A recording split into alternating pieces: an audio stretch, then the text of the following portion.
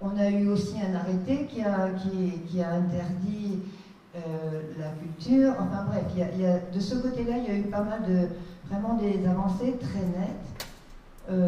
Bon, beaucoup de monde aussi a entendu parler de la relaxe des faucheurs de la vigne OGM de l'INRA. Et ça, pour nous, c'est une première, parce que c'était jamais arrivé qu'en appel, des faucheurs soient relaxés. Mais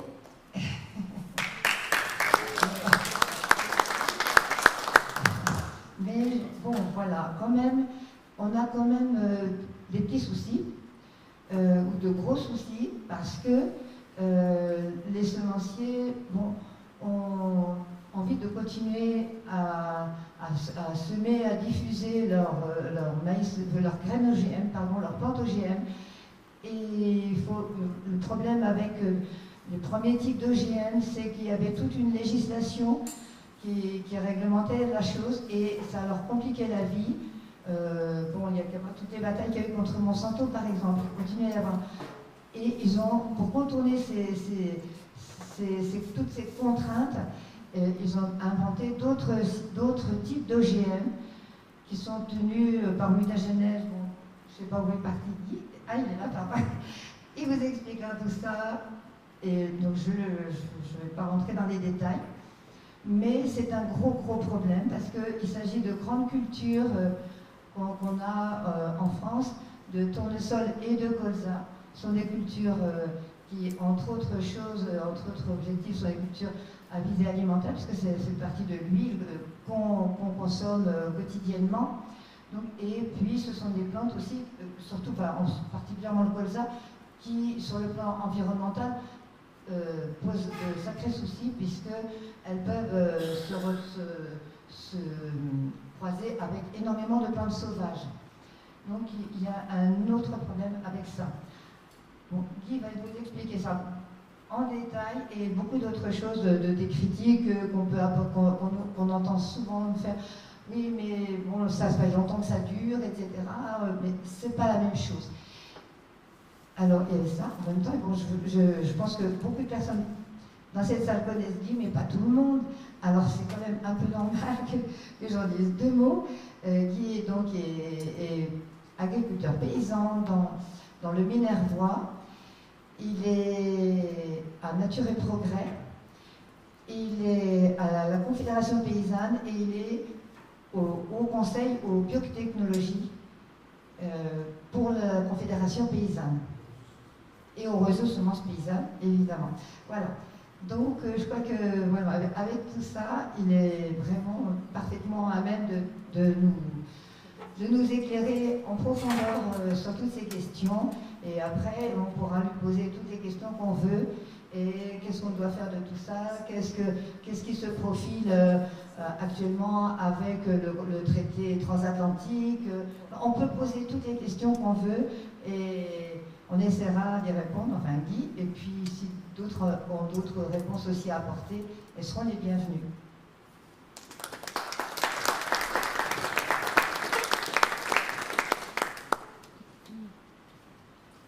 Bonsoir à toutes et à tous. Je sors la montre là, parce qu'il ne faut pas que je parle trop longtemps et qu'on puisse échanger. J'avais oublié la mienne, mais là, celle-là, je l'avais levée. Donc, pour ceux qui ne me connaissent pas, oui, j'ai été porte-parole de la Confédération paysanne de l'Hérault et de la Confédération paysanne Languedoc-Roussillon pendant quelques années, jusqu'au milieu des années 90. Et donc, depuis le début des années 2000, j'ai un petit peu quitté ma ferme, j'ai transmis une bonne partie de ma ferme. J'avais gardé un petit peu, mais de manière à pouvoir aller parler aux gens et défendre les paysans. Parce que sur ces questions de semences et d'OGM sur lesquelles je me suis un petit peu spécialisé, c'est difficile d'arriver d'une part à rentrer dans les dossiers le soir quand on a travaillé toute la journée, ça ne suffit pas, mais il y a une complexité, je dirais presque une perversité juridique de la part de l'industrie pour essayer de nous faire prendre des vessies pour des lanternes. Il faut effectivement regarder ça de près, et c'est ce qu'on va essayer de faire un petit peu ce soir. Et puis par ailleurs, ce dont on s'est rendu compte, et les trois victoires dont je viens de parler, d'interdiction de culture et la loi d'interdiction de mise en culture, plus la relaxe du tribunal de Colmar, on ne les a pas gagnés en se battant que des paysans. C'est clair que dans le monde paysan, on a de la peine à être majoritaire. Il faut dire ce qu'il en est. Il y a des habitudes professionnelles qui ont été prises. C'est difficile de remettre en cause sa manière de travailler quand on travaille de la même manière depuis des années et des années. C'est difficile de remettre en cause la propagande qui est faite par les techniciens des firmes qui nous disent ce qu'il faut qu'on fasse, alors qu'avant c'était quand même le paysan qui décidait ce qu'il faisait. Et si on commence à avoir des victoires aujourd'hui quand même plus que symboliques, puisque c'est dans la loi, hein, je rappelle quand même que les premiers OGM sont arrivés en Europe en 97, hein, le premier fauchage c'était du colza, on va reparler du colza ce soir, c'était en 97 à Saint-Georges dans les Alpes. C'est vrai que depuis on les a plus ou moins arrêtés, en tout cas on a arrêté les cultures, mais là maintenant on arrive au fait que c'est écrit dans la loi. Combien de temps durera cette loi? On pourra peut-être échanger tout à l'heure pour ceux qui suivent plus l'actualité. Moi je ne vous garantis pas qu'elle dure une éternité. Il y a effectivement la pression du commerce mondial et la pression des accords de libre-échange pour la faire annuler, mais en tout cas elle a été prise. Par contre, ce qu'on voit, c'est que mais aussi les firmes, elles ont tiré, les firmes semencières, ont elles aussi tiré les leçons de ces 15 ans de lutte contre les OGM. Au début, elles sont arrivées en disant, on va dire, bon, mais c'est tout nouveau, c'est la technique, biotechnologie, ça fait joli, c'est bio, hein, de biotechnologie. En plus, c'est technologique, technologie, c'est le progrès, c'est moderne. Donc, ils ont cru que ça passerait comme une lettre à la poste et qu'on allait l'accepter, qu'on a accepté d'autres types de modernité. Hein. Bon, à l'époque, d'autres dans la salle ont dû connaître ça. On avait le lait qui arrivait dans des bidons depuis des fermes devant les épiceries. Aujourd'hui, il n'y a que les supermarchés, c'est pas le même lait, c'est pas tout à fait le même lait comme moi. Donc on voit bien qu'il y a des progrès qu'on a acceptés. Celui-là, les consommateurs européens l'ont refusé. Pourquoi ils l'ont refusé, on va le voir. Mais les firmes semencières ont très bien compris que si elles continuaient avec ce genre de message en disant il vous faut avaler ce qu'on raconte parce que c'est le progrès, ça ne marche plus. C'est quand même bien qu'il y ait une prise de conscience de la part des consommateurs et des citoyens sur cette question. Et donc là, ils arrivent cachés. Ils arrivent cachés, c'est pour ça qu'on parle d'OGM cachés. C'est-à-dire qu'on a la même chose. Ce sont des plantes qui résistent, qui tolèrent des pesticides, en l'occurrence des herbicides. Donc ce sont des plantes pesticides. Ce sont des plantes qui sont brevetées. Il y a quelques firmes qui sont en train de s'emparer de la totalité de la chaîne alimentaire, jusque dans vos assiettes. Hein, le brevet, le caractère breveté, lui, on le retrouve sur l'étalage du supermarché et dans vos assiettes. Donc là, il y a un contrôle total de la chaîne alimentaire et donc de l'alimentation des populations. Ça ne pose pas que des problèmes d'alimentation, ça pose des problèmes de souveraineté politique. Parce que quand la décision de savoir si on peut manger appartient à des sociétés multinationales, donc qui ne sont pas nationales, sur lesquelles nos gouvernements n'ont pas de poids. On voit bien ce qui se passe aujourd'hui avec un ministre soi-disant nationaliste au niveau de l'économie, mais il n'y arrive à rien. Ce sont les firmes transnationales qui commandent. Imaginez très concrètement, et peut-être ça sera un exemple qui sera parlant, il y a une victoire qu'on a gagnée récemment lorsqu'ils ont voulu voter une loi sur les contrefaçons. C'était au mois de février. Pourquoi on s'est battu là-dessus et pourquoi on est arrivé à faire inscrire dans la loi que les semences de ferme, c'est-à-dire les semences produites par les agriculteurs, ne sont pas des contrefaçons. Mais tout simplement, et cette loi qu'on a fait voter peut être remise en cause si on signe l'accord de libre-échange avec les États-Unis. Parce que les accords de libre-échange sont juridiquement d'une valeur supérieure. Que disent les accords de libre-échange? regardons ce qui s'est passé en Colombie et qui nous a beaucoup instruit, qui nous a fait partir dans cette bagarre qu'on a gagnée provisoirement, j'espère que ça va durer. La Colombie, depuis longtemps, avait une loi qui disait que les semences de ferme étaient une contrefaçon et que donc soit elles étaient interdites pour un certain nombre d'espèces, soit il fallait payer des licences à l'industrie si on voulait reproduire une partie de sa récolte. Il se passait en Colombie la même chose qu'en France. Cette loi est illégitime, les paysans ne la respectent pas. Parce que tout simplement, notre récolte, moi quand j'achète un mâle reproducteur, puisque j'ai des moutons, j'ai eu un taureau à l'époque pour mes vaches, je paye le prix qui vaut, les agneaux qui naissent chez moi, ou les veaux qui naissent chez moi, ils sont à moi, et j'en fais ce que j'en veux. Et je n'ai pas à payer chaque fois qu'il y a un agneau ou un veau qui naît chez moi. Quand vous achetez une voiture, vous ne payez pas chaque fois que vous faites 1 kilomètre. Mais quand vous achetez des semences, on vous demande de payer chaque fois que vous reproduisez votre propre récolte, celle que vous avez cultivée. Et donc, la Colombie a signé un accord de libre-échange avec les États-Unis.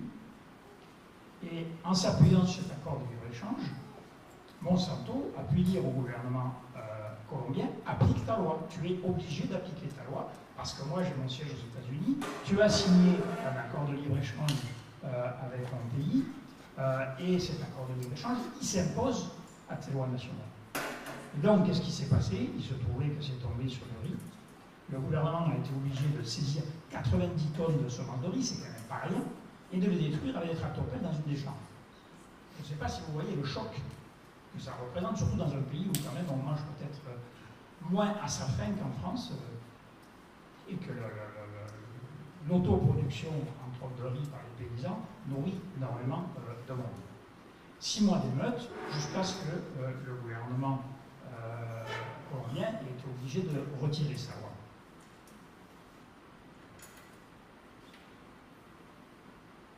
Donc, à la fin de l'année dernière, au mois de novembre, le Sénat vote la même loi. Alors, on nous dit il faut. Alors maintenant, c'est vrai, on a l'habitude que c'était les Arabes, les ennemis. Donc maintenant, c'est les Chinois. C'est fini. Hein. Avant, les Arabes, c'était les Espagnols. Hein, vous avez connu ça. Maintenant, c'est les Chinois parce qu'ils nous envahissent avec leur contrefaçon. Mais là, bon, moi, je ne vais pas rentrer dans ce débat. On va parler d'un t-shirt, on va parler d'un appareil électronique, etc. Mais cette loi, soi-disant pour lutter contre les Chinois qui nous envahissent, s'applique aussi aux semences. Les semences, c'est quand même pas tout à fait pareil. Si je veux reproduire un ordinateur ou un appareil photo, il faut que je mette une entreprise en route et que je fasse volontairement une copie. Les semences, c'est vivant. Ça se reproduit tout seul et gratuitement. C'est un peu con ça pour ceux qui ont le droit de propriété dessus. Mais en attendant, heureusement, la vie est encore gratuite. Vous ne payez pas encore votre licence pour faire des enfants. Mais c'est ça qu'on nous demande de payer quand on nous demande de payer pour reproduire une partie de notre récolte. Et donc cette loi s'appliquait aussi aux semences, aux animaux. Donc on commence à avoir des brevets. Aux États-Unis, ils ont breveté la vache sans corne. Monsanto a déposé un. Oui.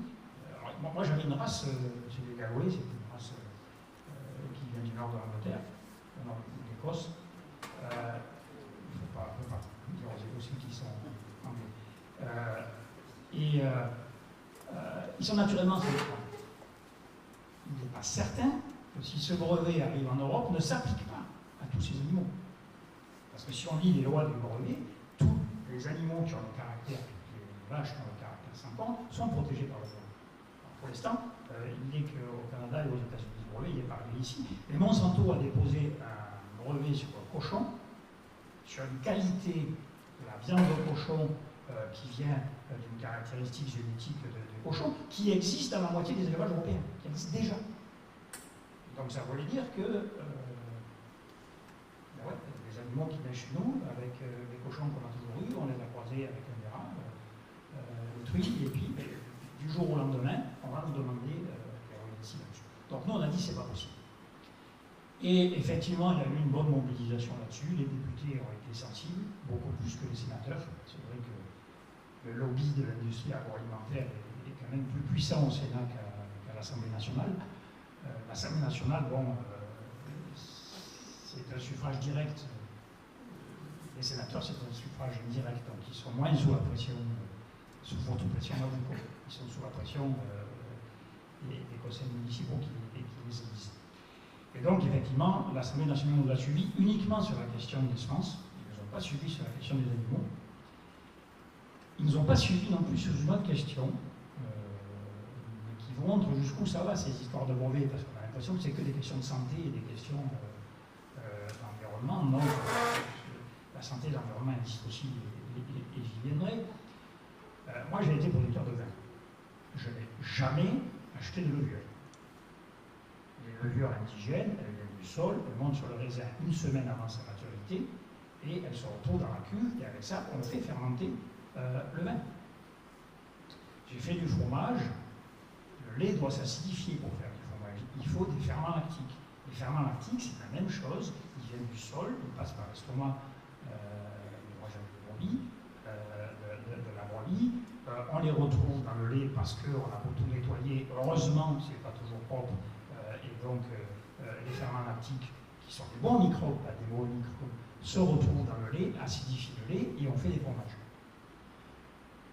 On fait de la même manière du pain au levain naturel quand on ne veut pas acheter des levures industrielles. Mais il se vend aussi des levures industrielles brevetées pour faire du vin. Il se vend des ferments pour faire des fromages. Il se vend d'ailleurs des présures qui sont OGM aussi pour faire des fromages. Et il se vend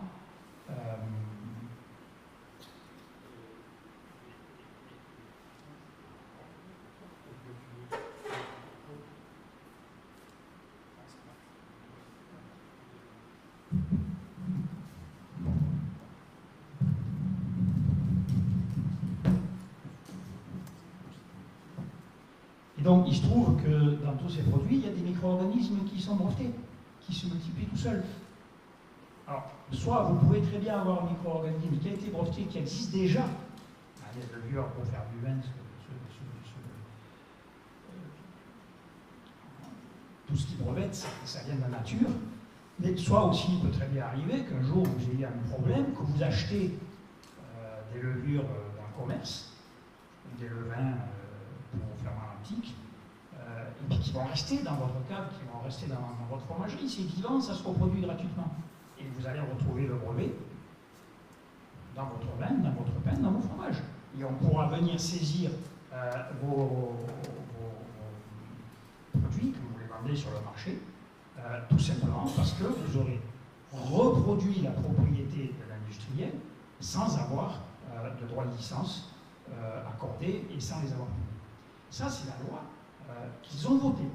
Sur les semences, elle ne s'applique pas. Sur les préparations naturelles et sur les animaux, elle s'applique. Pour l'instant, aucun industriel n'a demandé à les appliquer, ce qui est assez normal. Parce que quand même, ils réfléchissent 5 minutes.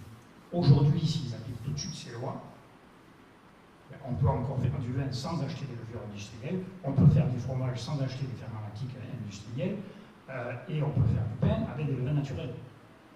Mais le jour où ils auront envahi le marché totalement, comme ça s'est passé aux États-Unis, avec les semences, c'est terminé. On n'aura pas d'alternative. Là, je vous garantis qu'ils vont appliquer la loi. Qu'est-ce qui s'est passé aux États-Unis? On parle beaucoup des OGM. Derrière les OGM, il y a un brevet sur le caractère transgénique. Le brevet, il n'est pas sur la variété de maïs. Il est sur le caractère tolérance à l'herbicide ou production d'insecticides. En 15 ans, pour les principales cultures qui ont un grand intérêt agronomique, et vous en avez tous entendu parler, le maïs, le soja, le colza, le coton, la betterave, aujourd'hui, entre 95 et 99% des champs cultivés sont cultivés avec des semences brevetées. Pour quelle raison? Celle que je vais vous expliquer. La contrefaçon. L'agriculteur qui se retrouve avec un brevet dans son champ, alors tous on passe aux OGM, oui, pour l'instant c'est des OGM aux États-Unis, vous allez voir qu'en France c'est pas des OGM, qui se retrouve donc avec un brevet dans son champ. Si le propriétaire du brevet, aux États-Unis il s'appelle Monsanto, mais chez nous il s'appelle Syngenta, Bayer ou Villeborin, c'est une graine, c'est quand même le cas. troisième semencier mondial.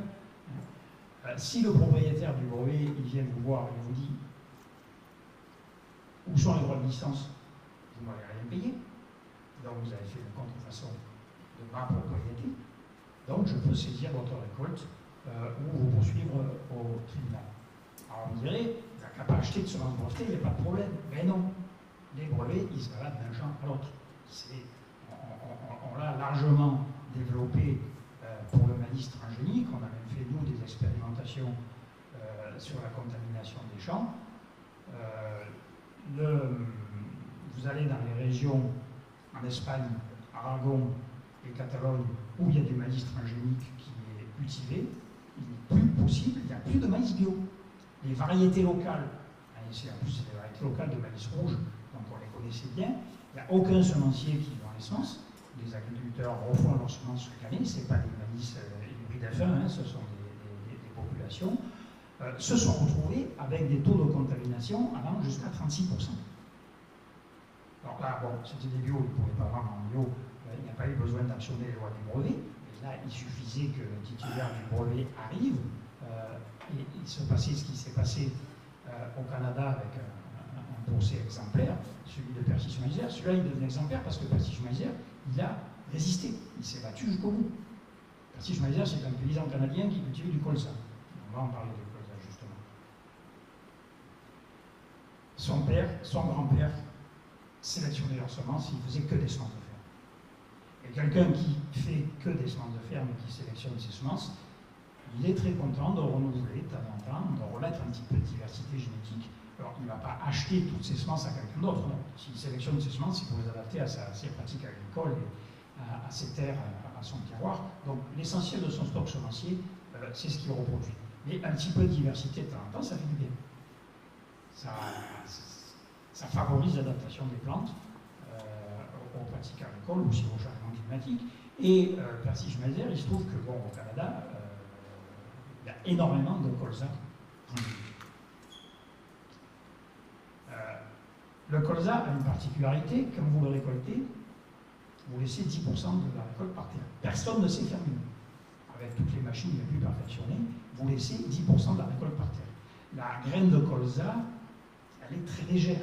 Il n'y a pas besoin de beaucoup de vent pour qu'elle s'envole. La graine de colza, elle tombe par terre, elle peut attendre plus de 15 ans avant de germer, avant de trouver les conditions pour pouvoir germer. Et en plus, le colza, bon, si vous avez vu des gens de colza au printemps, hein, c'est tout jaune, allez les voir de près, c'est plein d'abeilles. Et les abeilles, elles transportent du pollen d'un champ à l'autre.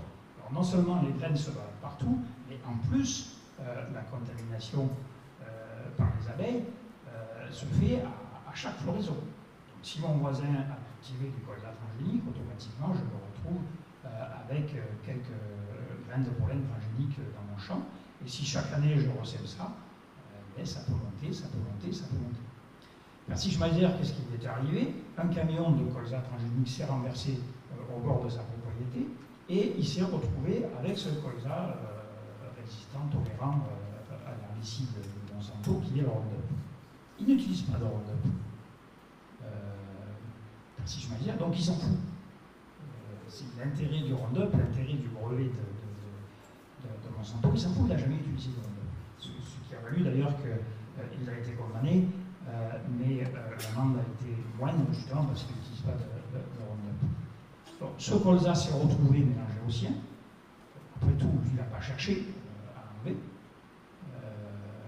Et il s'est retrouvé au tribunal. Monsanto lui a dit, tu as multiplié ma propriété, tu n'as pas droit de licence. Il a perdu son procès, l'équivalent de la Cour de justice européenne en Europe. C'est la Cour suprême du Canada. L'a condamné en disant, je ne veux pas savoir d'où vient la propriété de Monsanto, vous l'avez multipliée sans son autorisation. Donc, vous êtes en tort.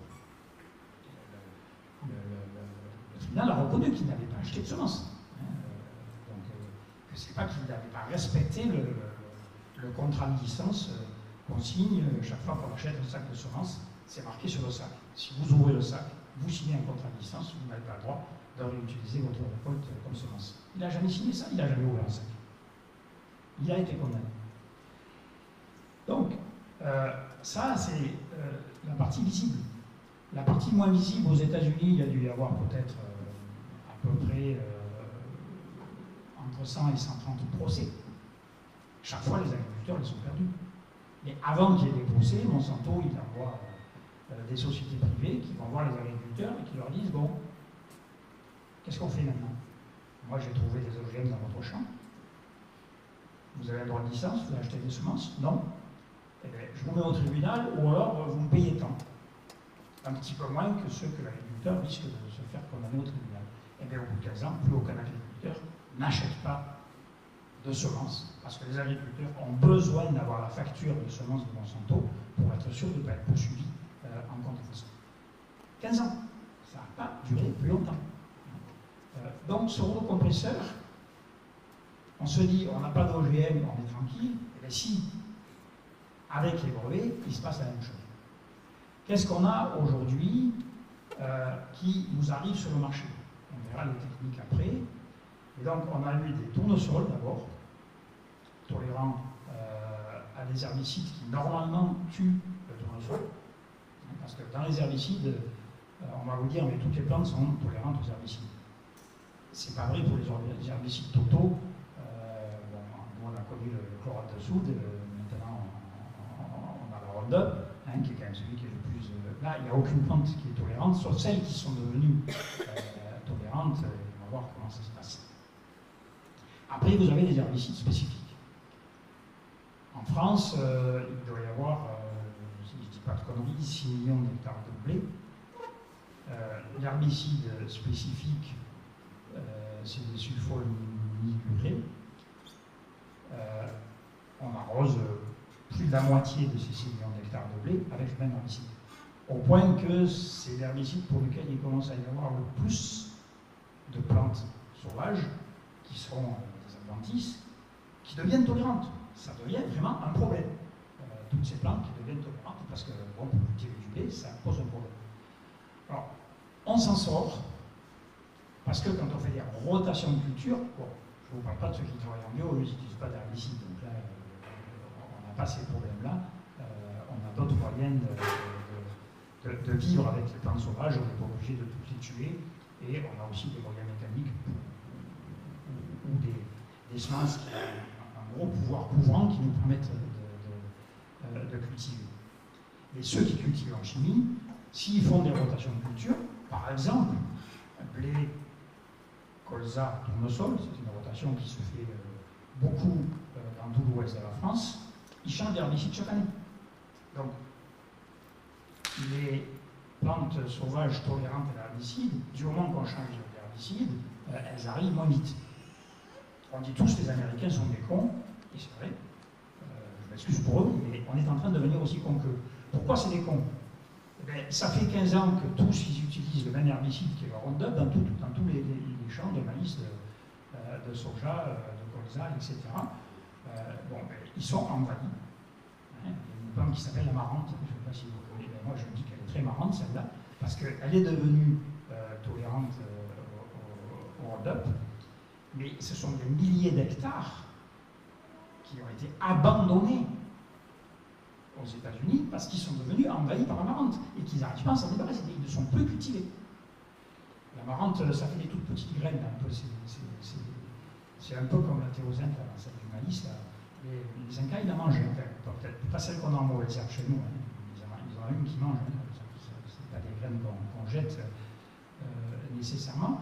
Bon, mais aujourd'hui, voilà, pourquoi? Parce qu'ils ont utilisé pendant 15 ans le même herbicide sur la même surface. Alors, au début, on a dit, ouais, c'est génial, les OGM, ça fait baisser l'utilisation d'herbicides. Oui, pendant 1 an ou 2. Et puis maintenant qu'il y a énormément de mauvaises herbes qui sont devenues tolérantes, ben, on en met 2 fois plus, 3 fois plus, on en est à 4 fois plus aujourd'hui. Et non seulement on met du Roundup, mais on est en train d'aller chercher des herbicides que nous on a interdits en Europe, comme le paraquat, parce qu'ils sont extrêmement toxiques pour la santé, parce qu'ils n'ont aucun autre moyen de se débarrasser de l'amarante et de toutes ces adventices qui sont devenus tolérantes à leurs herbicides. Eh bien, on est en train de faire exactement la même chose.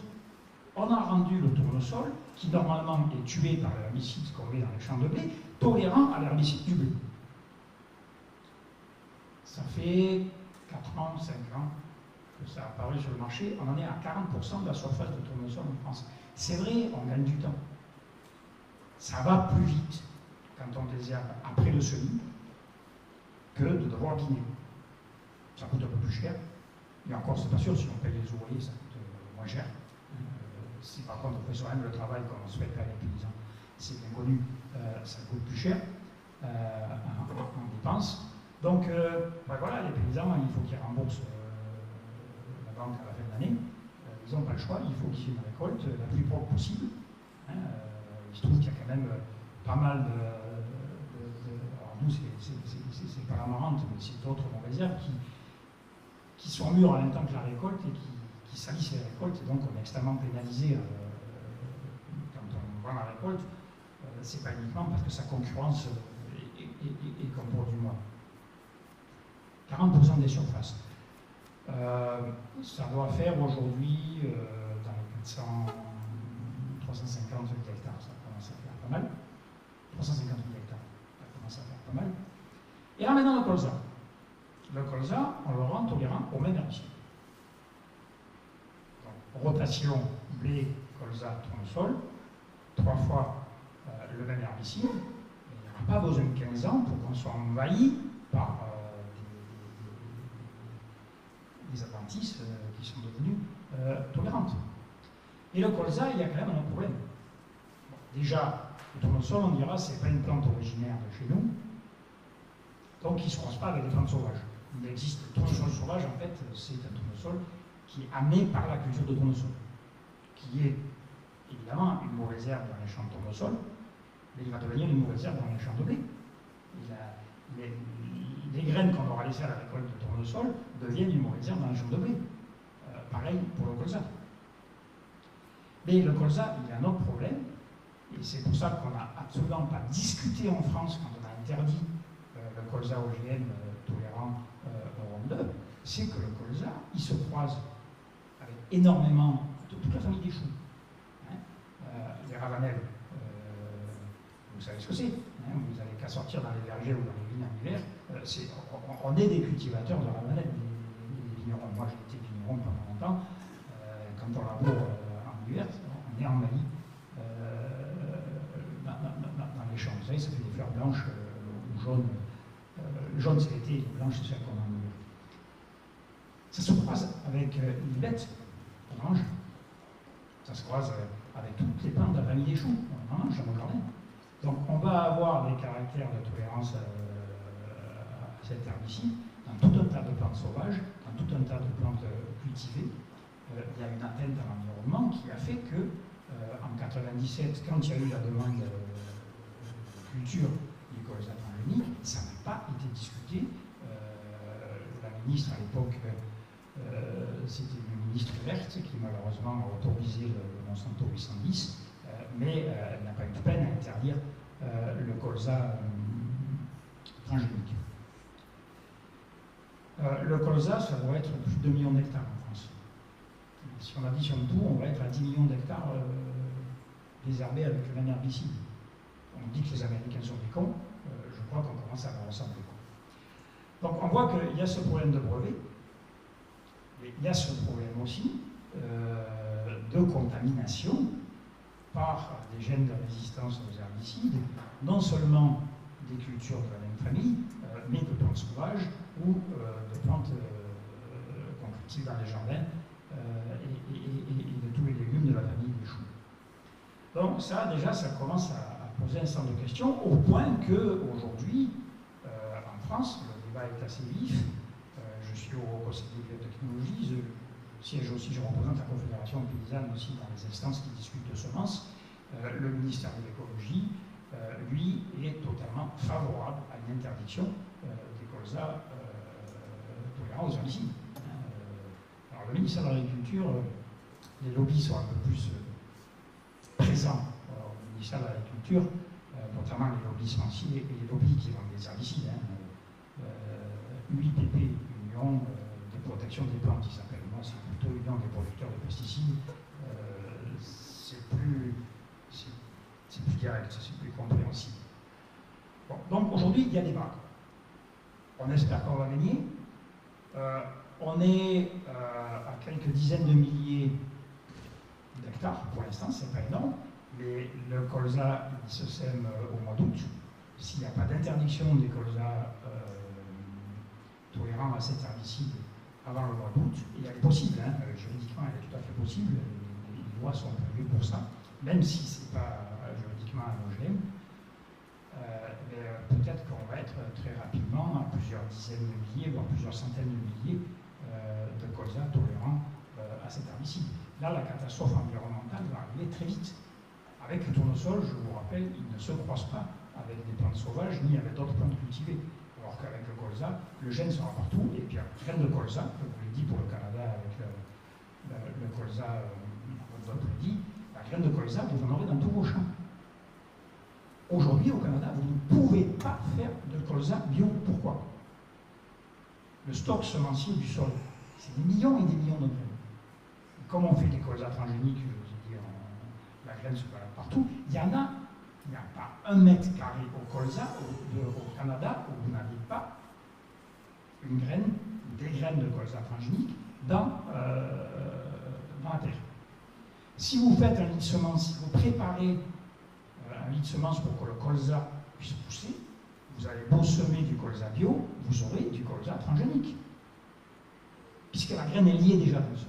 Ça sera pareil avec le colza breveté tolérant aux herbicides en France. Et ça, c'est quelque chose qui n'a pas besoin de 50 ans pour se produire. C'est quelque chose qui peut se produire en 3-4 ans.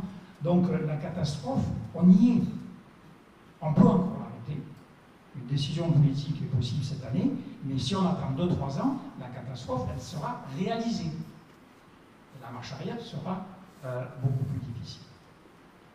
Alors ça, c'est quand même peut-être le contexte le plus important. Et puis, il y a un contexte OGM, pas OGM. Danger pour la santé, pas danger pour la santé. Alors, je vais peut-être parler de risque plutôt que de danger pour la santé, parce que pour l'instant, il n'y a pas d'évaluation. Il n'y a pas d'étude. Donc, on ne sait pas si c'est risqué ou si c'est pas risqué. Souvent, j'ai un peu chaud, je quitte ma veste.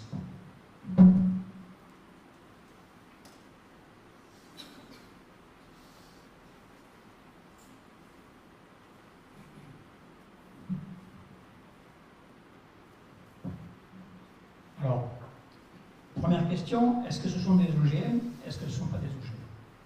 On a une définition des OGM qui date de 1990. La première directive européenne sur les OGM, 90-220, reprise en 2001 dans la nouvelle directive de 2018. Un OGM, c'est un organisme, à part les organismes humains, donc là c'est que les plantes ou les animaux, qui a été génétiquement modifié par des méthodes de croisement, de multiplication qui ne s'effectuent pas naturellement. Bon, c'est quand même assez clair comme définition. Donc là, on a des plantes qui sont issues de mutagénèse. C'est quoi la mutagénèse? Alors on dit ça s'est toujours produit. Oui, la mutation spontanée, ça se produit, c'est un des facteurs les plus lourds de l'évolution. Même nous, hein, on s'imagine qu'on évolue que parce que le papa et la maman se croisent et que les gamins nous ressemblent. Il n'y en a pas deux qui sont foutus pareils, ils sont pas pareils que nous. Évidemment, il y a 2 chromosomes entiers qui se croisent, donc ça ne se reproduit pas identique. Les microbes, eux, ils ne se croisent pas. Ils ne connaissent pas la sexualité, ils évoluent. S'ils n'avaient pas évolué, il n'y en aurait plus. Et s'il n'y avait plus de microbes, il n'y aurait plus de vie. Les microbes, il y en a des milliards et des milliards. Sachez que sur Terre, le poids de la masse des microbes est supérieur au poids de toute la masse végétale, animale et humaine. On sont beaucoup plus sur Terre, on n'en connaît quasiment rien. On prétend connaître 5% des microbes, mais je pense qu'on ne connaît même pas 5% des microbes. C'est un truc essentiel. Chacun de vous, vous avez 10 fois plus de microbes que de cellules dans votre corps. Ce n'est pas tous des ennemis. Vous arrêtez de respirer, de digérer, de vivre immédiatement s'il n'y a plus de microbes. C'est un truc. Et les microbes, ils évoluent. Ils évoluent comment? Par mutation génétique et par échange de gènes. Hein, tiens, c'est bizarre. Mutagénèse, transgénèse. Hein, ils sont bons pour échanger des gènes entre eux. Ils sont bons pour muter. Quand l'environnement change, ben, il y a une pression mutagène qui vient dans l'environnement. Et les microbes évoluent relativement vite. Les microbes qui sont plus adaptés, ils dégagent. Ceux qui sont adaptés, ils se multiplient et ils prennent le dessus. Alors, quelle est la différence entre mutation naturelle et la mutagénèse? Ben, la différence qu'il y a entre une maison bretonne et Tchernobyl. Non, maintenant, c'est Fukushima qui faut dire. Ou les deux. Hein. Une maison bretonne à radioactivité naturelle en Bretagne est relativement élevée. On vit, on mange, on respire, les enfants font l'amour, les adultes aussi. Donc voilà, on vit avec la radioactivité, on s'y habitue. Peut-être il y a quelques personnes qui ont des problèmes de santé. Bon. Par contre, allez vous asseoir à côté de Tchernobyl ou de Fukushima au moment où ça explose, c'est pas tout à fait la même chose. Donc, les plantes évoluent aussi par la radioactivité naturelle. Maintenant, quand vous leur faites subir un stress mutagène, il n'y a même pas besoin de l'équivalent de Tchernobyl.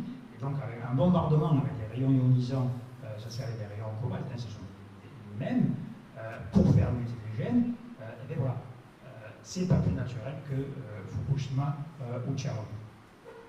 De la même manière, toutes les plantes produisent des substances chimiques. Heureusement, parce que nous, notre système immunitaire, avant que l'industrie pharmaceutique nous balance beaucoup de produits, bon, on ne va pas lancer un débat sur les médicaments, mais notre système immunitaire, il a absolument besoin des substances chimiques fabriquées par les plantes, hein, les vitamines, les antioxydants, les résines, tout ça, on a absolument besoin. Nous, et les plantes, elles le produisent. Ce sont des substances naturelles qui peuvent être mutagènes. Pour faire de la mutagénèse en laboratoire, on utilise la colchicine, qui vient d'une plante, hein, qui s'appelle la colchique, mais on l'utilise à des concentrations qui ne sont pas du tout les mêmes que celles qu'on trouve dans la nature. Et on l'utilise directement sur les cellules pour que ces cellules mutent. Alors effectivement, ces cellules vont changer de caractère. Est-ce que c'est une modification génétique par des méthodes de croisement ou de multiplication qui s'effectuent naturellement? Non. Donc ce sont des OGM. Oui. Et c'est ce que dit la directive, puisqu'elle dit la mutagénèse, il y a une autre technique dont on parlera peut-être tout à l'heure, c'est la fusion cellulaire, hein, qui fait des mâles stériles en bio. Pour ceux qui sont en bio, on connaît ça, hein, les stérilités mâles cytoplasmiques, on a évacué la bio. Il se trouve que ces deux techniques, la directive, elle dit, elles sont exclues du champ d'application de la directive. Pourquoi? Tout simplement parce qu'à l'époque où on avait voté la directive, on les appliquait beaucoup en Europe. Alors que la transgénèse, elle n'était utilisée qu'aux États-Unis. Donc dire la transgénèse est interdite et la mutagénèse et la fusion cellulaire sont autorisées, ben, c'est du monde pour avant qu'il existe. Enfin, il existait déjà, mais il n'était pas encore ministre. Je défends l'industrie nationale qui fait de la mutagénèse et de la fusion cellulaire, et j'interdis les concurrents qui font de la transgénèse. Voilà l'origine de la directive. Mais il n'est pas dit que ce ne sont pas des OGM. Alors, maintenant, pourquoi on a une réglementation particulière sur les OGM? Surtout, on ne parle pas du brevet. La réglementation OGM, pour nous, paysans, c'est le problème principal. C'est un problème de souveraineté politique et de souveraineté alimentaire, je vous l'ai dit au début. Mais on dit qu'il y a risque sur l'environnement et la santé. Oui, il y a risque sur l'environnement et la santé. Risque, ça ne veut pas dire danger, ça ne veut pas dire qu'il n'y a que des poisons. Aujourd'hui, si on met toutes les techniques, mutagénèse, fusion cellulaire, etc., c'est pas loin de la moitié de notre alimentation qui est issue de ces techniques. On n'est pas mort. Les Américains mangent des OGM depuis 15 ans, ils ne sont pas tous morts. Et il y a de plus en plus d'intolérance au soja, il y a de plus en plus de maladies nerveuses, etc. On pourra revenir sur l'expérimentation de Gilles Alexandrini qui met le doigt sur l'atteinte aux organes vitaux que sont le rein, que sont le foie, que sont... Là, c'est absolument évident. D'où viennent les risques sanitaires des OGM? Et on va voir après s'il y a une différence avec la mutagénèse. Mais en général, ce n'est pas du gène qu'on a rajouté. Parce que lui, on l'évalue. C'est-à-dire que le maïs Roundup Ready, on a fait muté un gène, ou on a mis un gène qu'on a pris à l'extérieur, c'est la même chose, qui lui, lorsque on met le désherbant, qui tue la plante, qui tue une voie métabolique indispensable à la vie de la plante, et ce gène-là, il en fait démarrer une autre. Et ce gène-là n'est pas toxique. De la même manière, avec le BT. En tout cas, on n'a jamais montré qu'il était toxique. Par contre, bon, d'une part, la plante, elle se regarde l'herbicide. Nous, l'herbicide, on le retrouve dans notre alimentation. Oui, il n'y a pas longtemps, il y a une enquête qui est sortie, comme quoi on retrouvait pas mal de pesticides dans les cheveux des enfants, et on retrouve, entre autres, du fameux Roundup. Donc, il y a quand même un petit problème, il n'arrive pas. Il peut effectivement arriver par le pluie. Le Roundup, oui, c'est pas une connerie, hein. Sachez que quand on met pas un herbicide, au printemps, la plus grande quantité monte, ne descend pas, même si vous avez votre jet vers en bas. Et ça se retrouve dans l'eau de pluie. L'eau de pluie à Rennes au printemps, je ne sais pas si vous voyez, et Rennes par rapport à la Bretagne, avec les vents d'ouest qui traversent toute la Bretagne, l'eau de pluie à Rennes au printemps a un taux de Roundup supérieur à la dose autorisée dans l'eau potable. Ça tombe sur votre jardin, que vous le vouliez ou non. Donc on a quand même un petit problème avec le Roundup. Il y a longtemps qu'on le sait. Hein. J'ai un collègue, ancien élu de la Chambre qui est là, j'en avais parlé à la Chambre d'agriculture de l'Hérault, donc il y a plus de 15 ans que je ne suis plus élu dans cette Chambre d'agriculture, donc c'est un truc aussi depuis relativement longtemps. Donc la toxicité des OGM, chaque fois qu'on l'a constaté, on ne sait pas d'où elle vient. Ça vient de ce qu'on appelle un effet non intentionnel. C'est quoi un effet non intentionnel? Ça a été mis en lumière par un truc qu'on a vite évacué. C'est un poids transgénique pour résister à un insecte. Hein, ça s'appelle la bruche, pour ceux qui connaissent. C'est assez environnement la bruche, quand vous regardez les graines. C'est un insecte qui bouffe les graines. Donc le haricot est tolérant, résistant à la bruche, les insectes sont résistants. Donc on est allé chercher le gène de résistance dans le haricot et on l'a mis dans le pois. Le haricot n'est pas toxique. Et le pois, quand on l'a fait bouffer, on a fait l'expérimentation au laboratoire, de suite il s'est avéré toxique. Donc ce n'est pas le gène de résistance à la bruche qui a rendu le pois toxique. Ce sont des effets non intentionnels. C'est quoi un effet non intentionnel? Eh bien, c'est ce dont je vous ai parlé tout à l'heure. Que ce soit par transgénèse ou par mutagénèse, c'est la différence entre la radioactivité naturelle de la Bretagne et Tchernobyl. Quand vous introduisez de manière violente, ils font ça soit avec des canons à gènes, soit avec des lecteurs viraux, qui sont des spécialistes des échanges de gènes, un gène dans un génome, vous modifiez tout le génome, vous modifiez toute la réorganisation du génome. Alors, je ne vais pas vous faire un cours de génétique, mais vous pouvez très bien avoir des gènes qui ne s'exprimaient pas et qui vont s'exprimer, et s'ils produisent une substance toxique, eh bien, ma foi, vous serez empoisonné, ou l'inverse, des gènes qui s'exprimaient qui ne s'exprimeront plus, et qui à ce moment-là, peut-être, eh bien, il y avait un caractère qui faisait que ce n'était pas toxique et ça devenait non toxique. Et on ne sait pas ce qu'on fait. L'organisation du génome est quelque chose d'extrêmement précis, et personne encore aujourd'hui ne sait refabriquer le génome entier d'une plante. On sait faire pour les microbes, c'est relativement plus simple parce que là on sait à quoi servent chacun des gènes. Pour les plantes, on ne le sait pas. Donc on produit des effets non intentionnels. Donc, voilà la raison pour laquelle le législateur européen a dit qu'il faut absolument évaluer l'impact sur la santé de ces plantes avant de les mettre sur le marché. Et toute la polémique que vous avez suivie avec l'histoire de Gilles Eric Serralini, on fait des évaluations uniquement avec des lots de DIRA pendant 3 mois, et Gilles Eric Serralini, il a mis en lumière que les atteintes les plus visibles sur les organes, que sont les reins ou le foie, n'apparaissent qu'au 5e, 6e, 7e ou 8e mois, et deviennent mortels avant 2 ans. Donc évidemment, on utilise un thermomètre qui est cassé. C'est-à-dire on utilise un thermomètre qui réagit au 4e mois et on le trempe que pendant 3 mois. Donc comme ça, on est sûr que tous les OGM qu'on met sur le marché ne sont pas déclarés comme risque pour la santé. On n'a pas été voir s'ils sont dangereux ou non. Là, en ce qui concerne le Roundup Ready, aujourd'hui, ça commence sérieusement à être rendu visible. Alors on dirait la mutagénèse, on n'a pas inséré un gène. Non, mais sachez que ça, et là il y a des publications scientifiques, moi je ne suis pas scientifique, mais je regarde les publications scientifiques. Il y a des publications scientifiques, qu'est-ce qu'elles disent? Elles disent que les réarrangements génétiques non intentionnels sont supérieurs quand on utilise la mutagénèse que quand on utilise la transgénèse. Donc, c'est indispensable de les évaluer.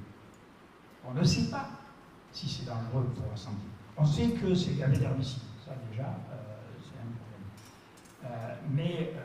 Donc, nous, on ne dit pas, vous allez mourir si vous buvez de l'huile de tournesol. Non. On dit peut-être qu'il faudrait évaluer. C'est un problème.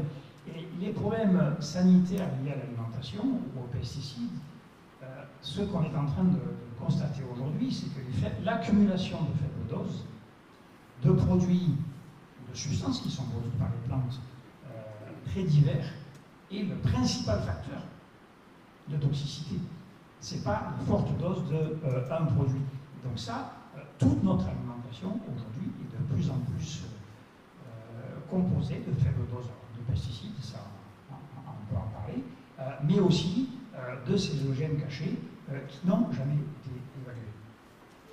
Alors, posez-vous la question, pourquoi on a de plus en plus de maladies de dégénérescence, de maladies qui arrivaient, bon, mais à mon âge, quand on a passé la soixantaine, les cancers, les Parkinson, etc. Maintenant, on a des gamins de 3 ou 4 ans qui commencent à avoir des cancers, des Parkinson à partir de 20 ans, on en a de plus en plus. Bon, voilà. Alors moi, je ne vous dis pas, ça vient du colza muté, non. Mais je dis, on a des lois qui demandent que les OGM soient évalués, le colza muté doit être évalué. Et puis, un dernier problème, et après on va échanger, parce qu'il faut quand même qu'on puisse répondre aux questions qui sont dans votre tête, mais un problème qui n'est pas un détail, les abeilles.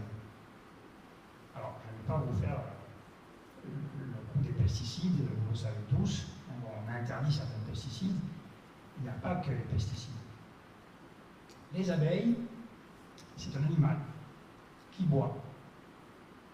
L'abeille, elle aime bien boire l'eau, des petites gouttes, on dit c'est la rosée, qui sont sur les feuilles des plantes le matin.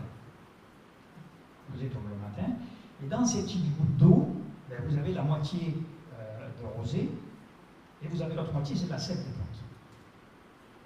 Donc, vous avez arrosé vos plantes avec un herbicide la veille, pour qu'elles se gardent d'herbicide, puisqu'elles ne meurent pas. Il n'y aura pas d'herbicide, on appelle ça la mutation, sur les gouttes d'eau. Mais si, d'abord. Est-ce qu'on a évalué la toxicité? Alors, il n'y a pas que les abeilles, il y a tous les pollinisateurs.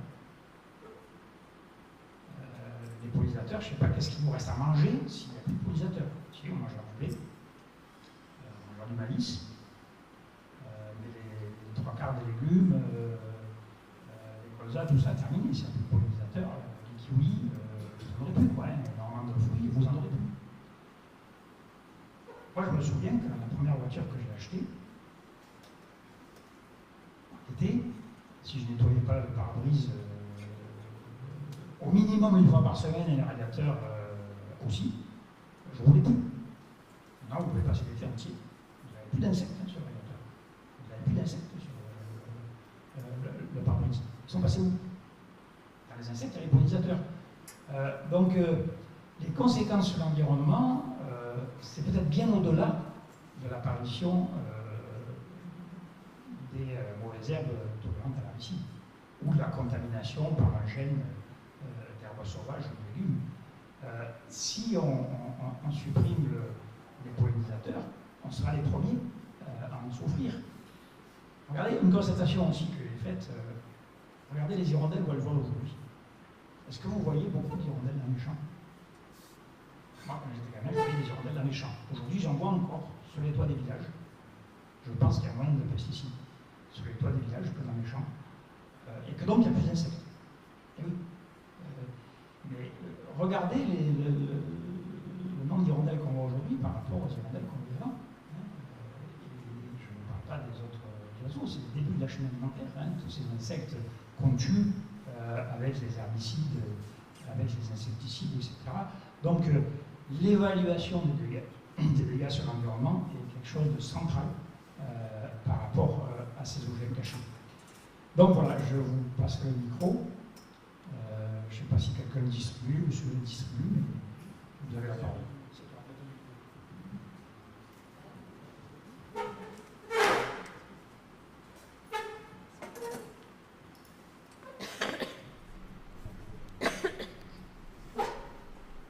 Ça marche? Je voudrais vous demander si vous pouvez préciser, je ne suis pas sûre d'avoir saisi la différence entre la transgénèse et la mutagénèse.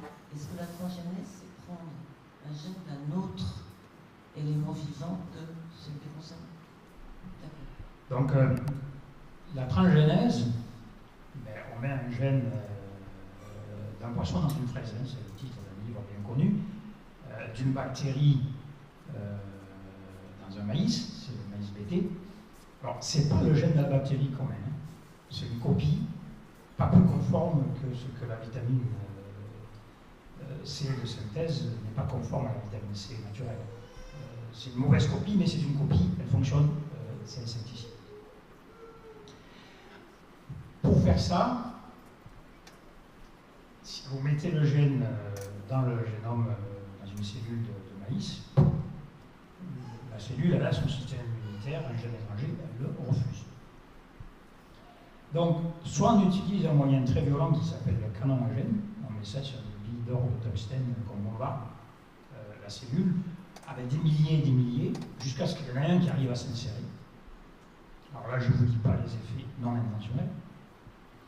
Soit on utilise deux tromperies qui viennent de la nature, c'est-à-dire qu'on va tromper la cellule avec un vecteur viral. Pourquoi on arrive à la tromper avec le vecteur viral? Les virus, ce sont des micro-organismes qui ont la particularité de ne pouvoir se multiplier que dans une autre cellule. Ils ne peuvent pas se multiplier, c'est pas l'air libre, mais dans le milieu ambiant, ils ne peuvent pas se multiplier. Il faut qu'ils rentrent dans une cellule pour arriver à se multiplier. Donc, ils sont assez performants pour rentrer dans une cellule. Et les virus, quand ils rentrent dans une cellule, ils échangent des informations génétiques, ce qu'on appelle les rétrovirus. Pourquoi, quand vous allez choper la grippe, et vous ne la chopez pas deux fois la même grippe? C'est parce que le virus vous a transmis l'information qui vous permet à votre système immunitaire de devenir résistant à cette grippe-là. Donc vous attrapez la prochaine, mais chaque année, les virus de la grippe vous apportent une autre information. Donc en accrochant le transgène, en plus un vecteur viral qui vient d'une maladie du chou-fleur, c'est le virus de la mosaïque du chou-fleur, qui est une maladie de dégénérescence des chou-fleurs.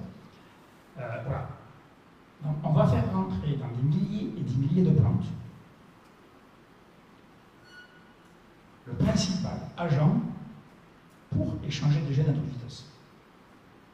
Moi, je ne sais pas, la nature, elle existe. Les échanges de gènes entre organismes vivants, c'est connu. J'ai parlé des rétrovirus. Nous-mêmes, notre génome, il peut intégrer des informations génétiques tout au long de notre vie. Et nous n'avons pas la même construction génétique aujourd'hui que quand nous sommes nés, ça c'est évident. Mais si on accélère ce processus, la différenciation des espèces, c'est quand même quelque chose qui est indispensable à la poursuite de la vie. Je crains qu'on fasse un certain chaos biologique. Pour l'instant, on n'a pas mesuré. On n'est qu'au début. Espérons qu'on reste au début et qu'on s'arrête avant la fin. Parce que le chaos biologique, je ne sais pas s'il y a des naturalistes ou des biologistes dans la salle, mais quand ça démarre, on ne peut plus l'arrêter. C'est un petit peu l'histoire des insectes qui disparaissent, après il n'y a plus d'hirondelles, etc. etc.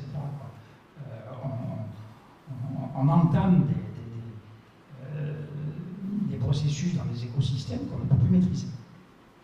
Le deuxième outil qu'on utilise, c'est une bactérie qu'on utilise en laboratoire, en routine, pour provoquer des cancers sur les plantes. Agrobacterium tumefaciens. Et donc, cette bactérie, pour provoquer ces cancers, elle a cette capacité de transmettre une information génétique aux plantes beaucoup plus facilement. Donc, on prend Agrobacterium tumefaciens, on met le transgène dessus, ça rentre dans la cellule. C'est-à-dire qu'on fait entrer dans des milliers et des milliers de plantes une information cancer. C'est-à-dire une information de dégénérescence. Le cancer, c'est l'accumulation de cellules qui se divisent mal et qui provoquent des tumeurs. Ouais, je suis peut-être malin, on vous dit qu'on maîtrise tout.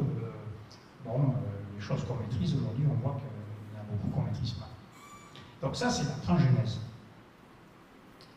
La mutagénèse, c'est une technique qui est relativement vieille, d'un point de vue, disons, de notre échelle de temps. C'est-à-dire qu'elle s'est développée quand j'avais 10 ans, à la fin des années 50. Donc pour moi, c'est vieux, parce qu'aujourd'hui, je me sens vieux par rapport à quand j'étais gamin qui avait 10 ans. Mais par rapport à l'histoire de l'agriculture, qui a quand même quelques dizaines de milliers d'années, c'est une technique très, très, très récente. Elle s'est énormément développée quand il y a eu Cadarache, c'est pas très loin de chez nous, Cadarache, vous savez, c'est après Avignon. Quand on a fait les premiers essais nucléaires, des ingénieurs de l'INRA se sont rendus compte, avec des endives, que le rayonnement de Cadarache faisait muter ces plantes et qu'ils avaient des caractères nouveaux.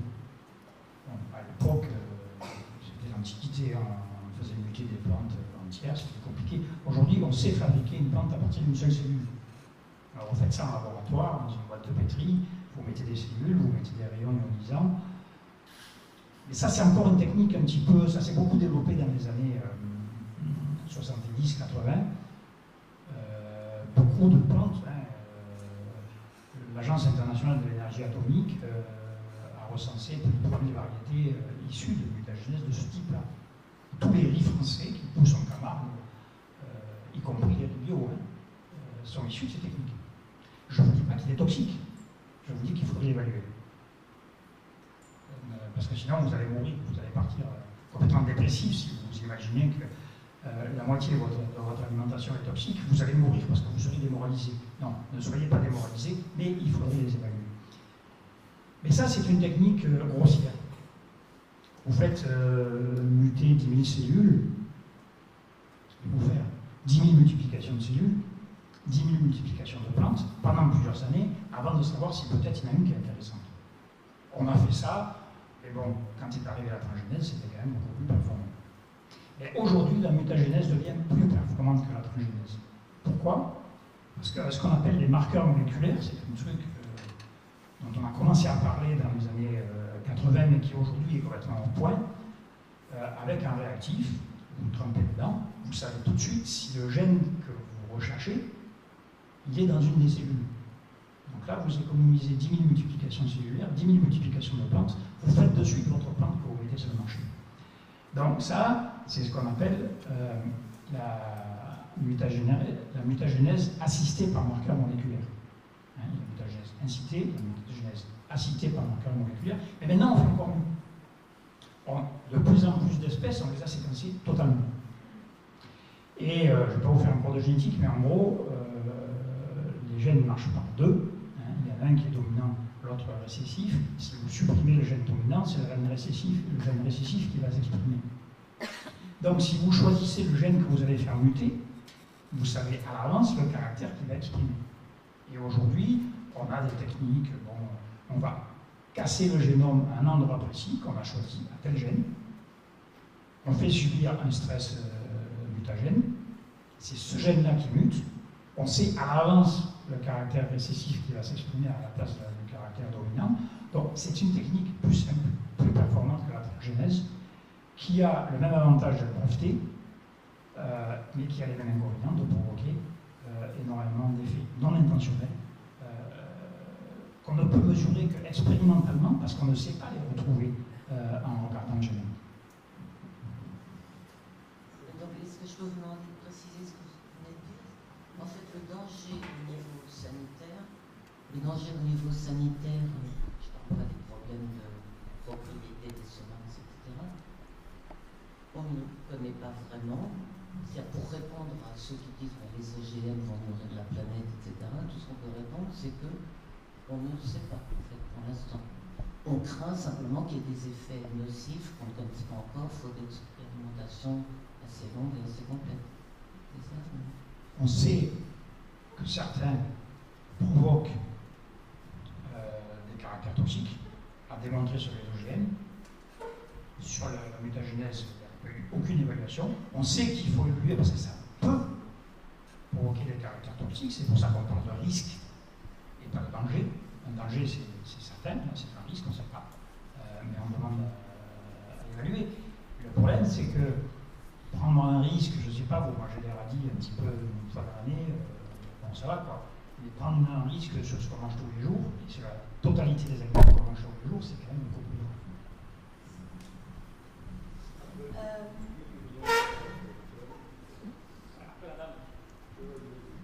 André, oui, André, le micro. Est-ce qu'on a le moyen d'avoir des tests pour pouvoir tester si on a un doute sur un colza? Est-ce que maintenant il y a au point des tests? Techniquement, ces tests sont réalisables, ils n'existent pas sur le marché. Je pense que bon, ils ont été obligés de faire des tests pour les OGM parce que les OGM, il faut les étiqueter. Donc on les trouve sur le marché et Greenpeace en a distribué pour le Monsanto 810. Par contre, pour les pâtes fruitées, on n'en trouve pas sur le marché et moi personnellement, je ne sais pas les fabriquer.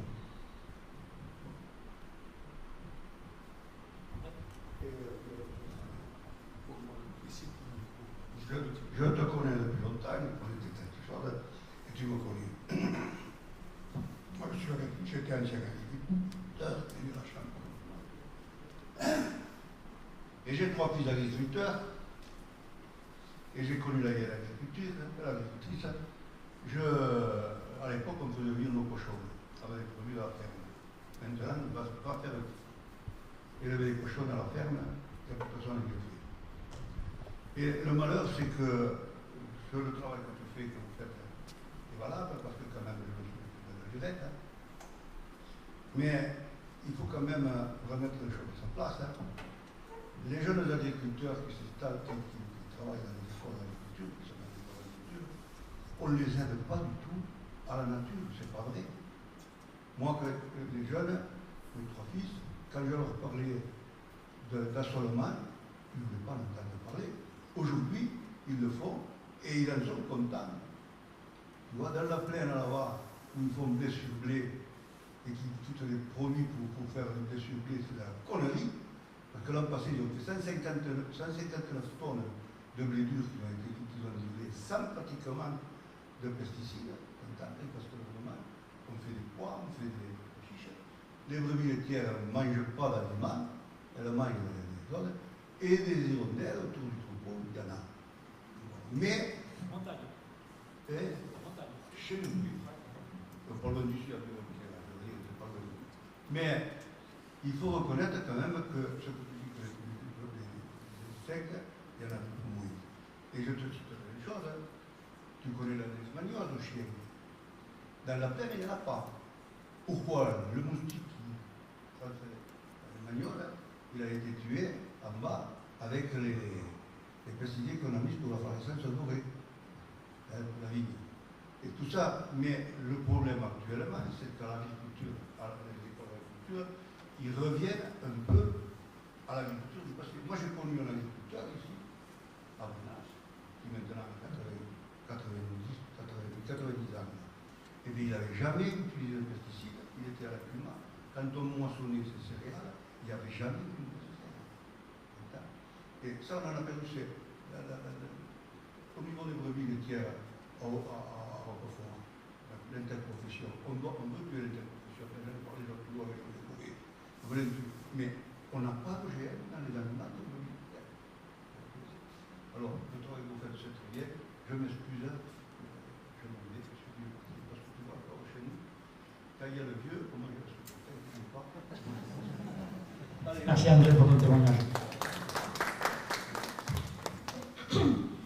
Je crois qu'il y a d'autres problèmes avec le OGM, c'est-à-dire le fait que la compagnie qui produit cet produit OGM aussi sont liés avec les compagnies pharmaceutiques aux États-Unis et aussi avec beaucoup d'autres entreprises qui profitent du fait qu'il y a beaucoup de gens qui maintenant dans le monde ne peuvent pas élever leur nourriture sans le sémen OGM à cause du fait que ce n'est pas possible ou quelque chose comme ça aux hommes par l'instance. Et je crois que c'est un problème économique aussi. C'est pas seulement un problème de notre santé. C'est certain qu'il faut le principal de précaution avec l'OGM, mais la chose qui préoccupe moi, c'est le fait que les grandes compagnies pharmaceutiques et Semen sont à peur que dans le futur du monde, avec la pauvreté dans le monde, il n'y a pas une possibilité à faire d'argent sauf avec la nourriture. Avec beaucoup de monde qui sont presque au niveau de faim, de mourir de faim. Ça, c'est un grand problème. Pour moi, ce n'est pas ma santé personnelle, mais c'est le problème du monde. La santé est quelque chose qui a fait réagir la population européenne, qui est une population riche. Je vous rappelle quand même qu'on est des pays coloniaux, si vous l'avez oublié. Les colonies, ça s'appelle plus des colonies, mais bon, en tout cas, nos armées sont en Afrique. C'est pour ça qu'on est riche. Donc, en Europe, la santé, ça mobilise beaucoup plus. Maintenant, regardons deux choses. Sur les profits. Effectivement, Monsanto était lié à Pharmacia à une époque. Pharmacia s'est retiré, mais les actionnaires, c'est toujours les mêmes. Si les gens sont malades, ils achètent plus de médicaments. Vous direz que je caricature quand je dis ça. On peut parler, si vous voulez, des campagnes de vaccination qui rendent les gens malades et qui permettent d'acheter des médicaments. Mais sur la nourriture, c'est... Alors, ce problème de santé des populations, ça devient un problème mondial. Ce n'est pas uniquement un problème des pays riches. Nous, on réagit comme gens riches, on mange bio, c'est un mec qui bouffait en biodynamie même. Mais lui, il avait les moyens d'approvisionner la cuisine de l'Élysée uniquement en biodynamie, mais tout le monde n'en a pas les moyens, justement. Alors après, il y a quand même un deuxième problème. Vous déposez un brevet sur un caractère d'une plante. Vous le retrouvez sur toute la planète. Les plantes Roundup Ready, vous vendez le Roundup, il y a un temps vous vendez les semences, de colza, de soja, de coton, de légumes, etc., sur toute la planète. Donc une seule compagnie, aujourd'hui elles sont 5 ou 6, une seule compagnie détient le droit à l'alimentation de toute la planète. Aujourd'hui, on est passé en l'espace de 10 ans je crois que c'était 7 ou 8 000 compagnies qui dominaient le commerce mondial des semences. Aujourd'hui, ce sont moins de 10 compagnies qui contrôlent plus de 70% du commerce mondial des semences et 3 compagnies qui contrôlent 49%, quasiment 50%. Ils contrôlent le droit à l'alimentation. Le droit à l'alimentation, alors il y a un problème de faim dans le monde. Qui c'est qui a faim dans le monde? Ce sont des paysans. Ou des paysans sans terre. Ou des paysans qui n'ont pas assez de terre. Ou des paysans qui sont des paysans sans terre. Ce sont les principaux producteurs de nourriture dans le monde, qui sont les plus mal nourris et qui sont... c'est chez eux qu'on trouve le près de milliards d'humains qui aujourd'hui souffrent de la faim dans le monde. L'agriculture universelle de ces petits paysans produit 75% la nourriture, 74% de la nourriture disponible. Donc, ils ne contrôlent pas encore tout. Ils ne contrôlent que, si je sais compter, 26% de la production de nourriture sur la planète. Avec les brevets qui se vendent partout, ils vont, en quelques années, contrôler 100%. L'objectif, il est là. Et celui qui contrôle l'alimentation, d'une part, s'il y a des gens qui crèvent de faim, ce n'est pas son problème, mais il contrôle les peuples, il contrôle les gouvernements. Aucun gouvernement ne peut résister à une émeute de la faim. La crise de 2008, rappelez-vous, qui a été provoquée de manière délibérée par l'armée américaine. Il y a quand même l'armée américaine, du jour au lendemain, a acheté la moitié de la récolte de maïs américain. Le prix du maïs a flambé. Donc on s'est reporté sur le blé, le prix du blé a flambé, le riz a un petit peu moins flambé, mais il a flambé aussi. Résultat, crise alimentaire sur toute la planète. Les gens qui font ça ne sont pas innocents. Les gens qui font ça savent ce qu'ils font. vous provoquez une crise de ce type-là, vous avez acheté sur les marchés internes des récoltes il y a 2 ans, vous les revendez 3 fois plus cher que ce que vous les avez achetés. Donc la financiarisation, la spéculation financière sur les marchés alimentaires sont à l'origine de tous ces problèmes. Et le brevet sur les OGM ou sur les plantes mutées n'est peut-être que la face la plus visible qu'on a ici en Europe parce qu'on ne peut pas d'OGM. Mais sinon, vous avez entièrement raison. Est-ce que tu pourrais nous expliquer au niveau du HCBE, est-ce qu'il y a beaucoup de demandes d'autorisation d'OGM? Comment ça se fait que Monsanto il tient tellement à ce MON 810? Est-ce qu'il n'en a pas trouvé d'autres? Parce qu'on peut ne faire des moratoires qu'un OGM par un OGM. Et combien de temps on va encore pouvoir tenir avec ce moratoire contre le MON 810? Est-ce que l'année prochaine il sera encore valable? Est-ce qu'il ne va pas être cassé par la Cour européenne? Donc, ça me pose beaucoup de questions à la fois, mais on va d'abord le Haut Conseil des biotechnologies. Il y a 2 comités. Un comité scientifique qui lui travaille beaucoup, il doit passer tous les dossiers, il fait ça à la chaîne. Hein. C'est presque comme tu mets un dossier dans un programme informatique, il sort la réponse à la sortie. Non, c'est vraiment comme ça qu'il travaille. Et puis il y a un comité économique, éthique et social dont je fais partie, c'est une originalité française. Hein. On doit quand même ça au domaine de l'environnement. On doit ça au regard qu'on a donné contre les OGM à cette époque-là, dans lequel il y a effectivement les organisations de la société civile, hein, essentiellement les ONG, Ampilater, FNE, Greenpeace, les syndicats agricoles, FNSEA, CNJA, Confédération paysanne, l'UNAF, donc les apiculteurs, les agriculteurs bio, la FNAB, les consommateurs, ils sont 3 associations de consommateurs, l'industrie semencière et l'industrie agroalimentaire et les salariés des bibliothèques. Voilà tout ce qu'il y a. Alors, il se trouve que nous, on évalue dans ce comité que les mises en culture. Les autorisations pour l'importation, on les évalue plus. On les évalue au début, maintenant on les évalue plus. Et pour la bonne raison que, qu'est-ce qui s'est passé au sein du comité éthique, économique, éthique et social? C'est que, les gens qui sont pas contre les OGM par principe, mais les gens qui regardent s'il y a des problèmes avec les OGM, eh bien, on est souvent majoritaire. Il y a une seule fois, on n'a pas été, c'est pour l'expérimentation ligne, mais bon, on a résolu le problème d'une autre manière. Aujourd'hui, on a un tribunal qui nous a donné raison. Mais par exemple, sur le Monsanto 810, on a été une majorité de dire non, ce truc-là, on ne peut pas, ça n'a pas été évalué. Ils n'ont pas du tout respecté les protocoles, 3 mois, les méthodes statistiques ne sont pas respectées, etc. Plus les risques socio-économiques pour les agriculteurs bio, pour les agriculteurs qui ne veulent pas d'OGM, de contamination. Donc à partir de là, très rapidement, la FNSEA, le CNJA, alors la FNSEA c'est le syndicat majoritaire chez les agriculteurs, ils détiennent toutes les coopératives qui vendent des semences et des pesticides, donc effectivement ils ont quelques intérêts dans ce commerce. L'industrie semencière, donc le MIS, les salariés des bibliothèques et l'Association nationale de l'industrie agroalimentaire ont démissionné. Donc, chaise vide. On s'en fout, on a toujours le quorum, on continue à travailler. On a embauché l'INRA chez les faucheurs.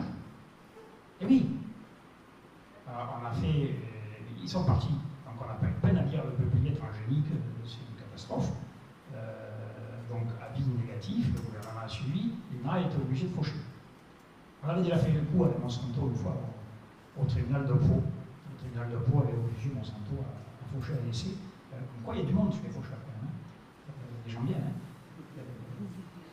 Mais bon, ce HCB aujourd'hui, voilà, il y a une volonté délibérée de la part de l'industrie, parce que pour moi, la FNSEA, je ne sais pas si j'ai besoin de vous décrire M. Belin, qui n'est plus un gros manager, qui dirige une principale multinationale qui spécule sur les marchés à terme de l'agrocarburant au niveau mondial, Sophie Protéol, c'est quand même pas rien.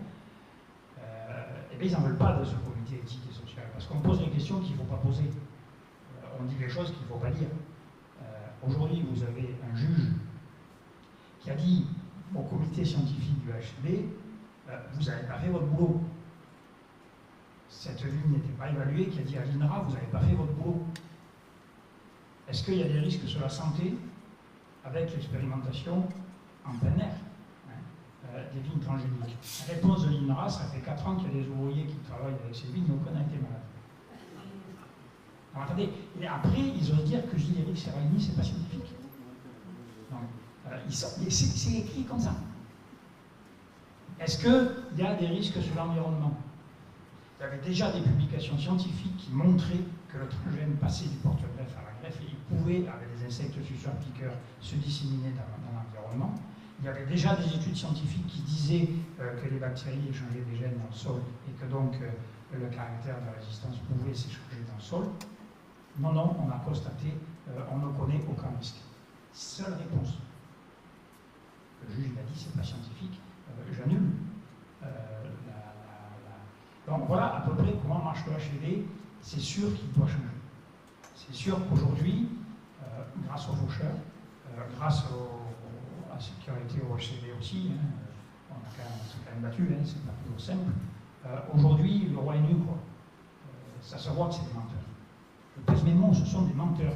Aujourd'hui, on ne prend une décision politique que si elle est basée sur la science. Les scientifiques sont des menteurs. Pourquoi les scientifiques sont des menteurs? Vous ne pouvez faire une expérimentation sur un produit breveté qu'avec l'autorisation du mec qui a le brevet. Et vous ne pouvez publier, si des fois il vous autorise à faire l'expérimentation, qu'avec son autorisation.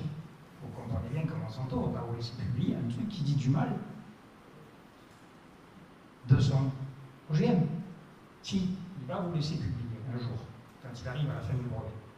On arrive à la fin du brevet du BT. Donc on dit du mal du BT. Le BT c'est une antiquité.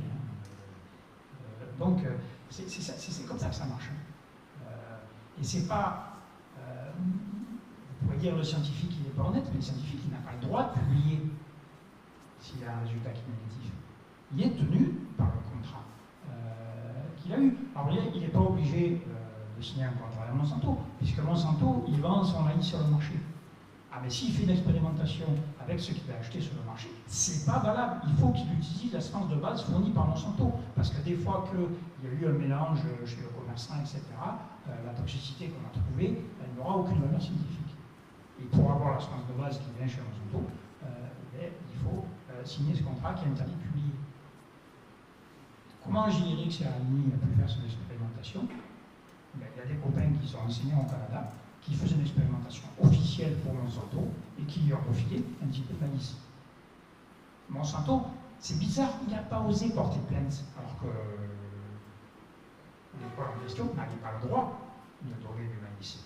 Mais si Monsanto avait porté plainte pour ça contre Gilles Serralini, c'est sûr que tout le monde se serait rendu compte que Monsanto empêchait qu'il y ait la moindre publication, du moindre résultat scientifique qui le contestait. Donc il a fermé sa gueule. Et il prétend que Serralini est un mauvais scientifique. Donc la manipulation délibérée de l'opinion publique, OGM, nous on avait dit opinion grossièrement manipulée. Oui, OGM. On avait dit ça pour Colmar. Mais c'est ça. C'est ça du début jusqu'à la fin. Alors, quel est l'avenir de la loi française? Et là, on est en plein dans le marché du dupes. Mais le marché du dupes, des fois on les perd, des fois on les gagne. On a gagné l'étiquetage. Monsanto n'avait pas refusé l'étiquetage. Ce qui permettait de retrouver plus facilement d'éventuels contrefacteurs. Et il croyait que tout le monde accepterait les OGM. Bon, nous, on s'est servi d'étiquetage pour que les gens refusent les OGM. Donc maintenant, il n'y en veut plus. Bon. Le marché du dupes qu'on a. On nous propose, la Commission européenne propose aux États de pouvoir interdire la culture de l'OGM dans leur propre pays. Mais elle n'autorise qu'à 2 conditions. D'abord, il faut négocier avec l'entreprise pour lui demander si elle accepte de ne pas commercialiser dans ce pays. Monsanto a déjà dit qu'il ne commercialiserait pas de maïs BT en France. Donc, c'est pas Monsanto, mais ça n'empêche pas les agriculteurs d'aller l'acheter en Espagne et de le semer. C'est d'ailleurs pour ça qu'on est allé faucher à côté de Toulouse il y a 15 jours, 3 semaines, là, juste avant qu'ils prennent leur lot.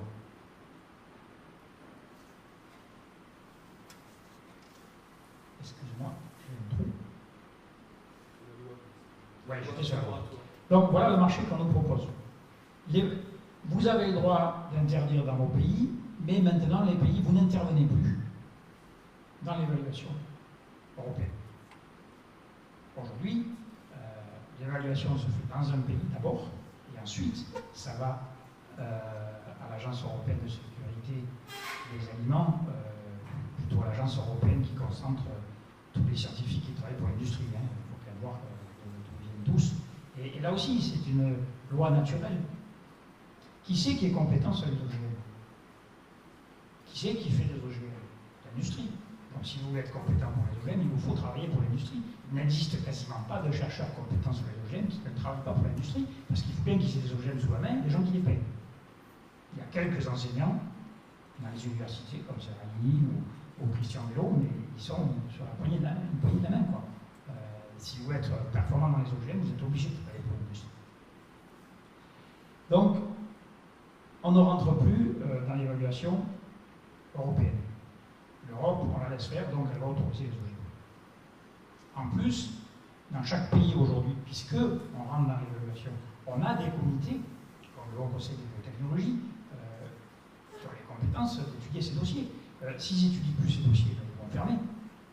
Et si un jour il faut prendre une clause de sauvegarde, par exemple, il faut qu'on ait des scientifiques qui soient capables de la rédiger. On aura détruit les comités qui aujourd'hui travaillent pour l'évaluation, donc on n'aura plus. C'est comme si vous devez aller à Montpellier, vous n'avez pas de voiture. C'est pareil, on n'aura plus de comité pour faire les mêmes clauses de sauvegarde. Mais après, les pays ne pourront refuser un OGM que sur des arguments qui ne concernent ni la santé ni l'environnement. Ça, c'est monopole